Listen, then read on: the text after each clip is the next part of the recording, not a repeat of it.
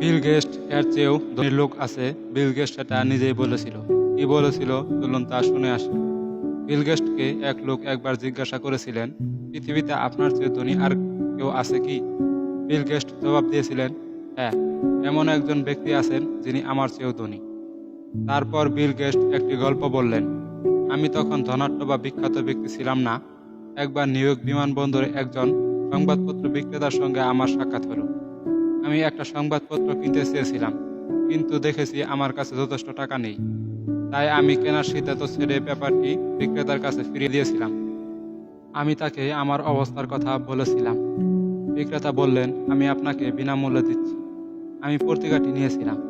2 থেকে 3 মাস পর আমি একই বিমানবন্দরে আবার অবতরণ করেছি এবং কাকতালীয়ভাবে আবারও সেই পত্রিকা বিক্রেতার সঙ্গে দেখা হলো। বিক্রেতাকে আমাকে আজও একটি পত্রিকা অফার করলেন। আমি অপারগতা প্রকাশ করেছিলাম এবং বলেছিলাম যে আমি এটি নিতে পারি না, কারণ এখনো আমার পরিবর্তন আসেনি। তিনি বললেন, আপনি এটি নিতে পারেন, আমি এটি আমার লাভাংশ থেকে আপনাকে দিচ্ছি, আমার ক্ষতি হবে না। বিক্রেতার আগ্রহে আমি পত্রিকাটি নিয়েছিলাম। ওই ঘটনার 19 বছর পরে আমি বিখ্যাত এবং মানুষের কাছে পরিচিত হয়ে উঠি। হঠাৎ একদিন মনে পড়ে সেই পত্রিকার বিক্রেতার কথা।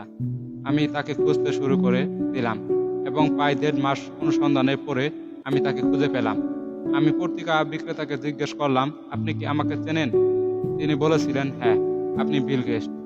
আমি তাকে আবারও জিজ্ঞাসা করলাম, আপনার কি মনে আছে একবার আমাকে বিনামূল্যে একটি পত্রিকা দিয়েছিলেন? বিক্রেতা বললেন, হ্যাঁ, মনে আছে, আপনাকে 2 বার দিয়েছি।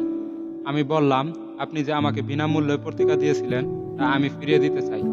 আপনি আপনার নিজের জন্য যা চান বলুন, আমি এটি পূরণ করব।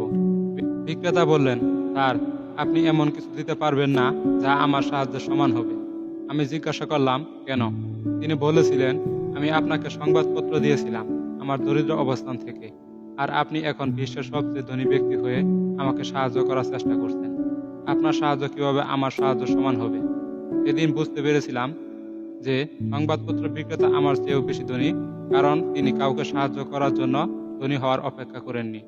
মানুষের বুঝতে হবে যে সত্যিকারের ধনী ব্যক্তি হলো তারাই যাদের প্রচুর অর্থের চেয়ে প্রাচুর্যপূর্ণ হৃদয় রয়েছে।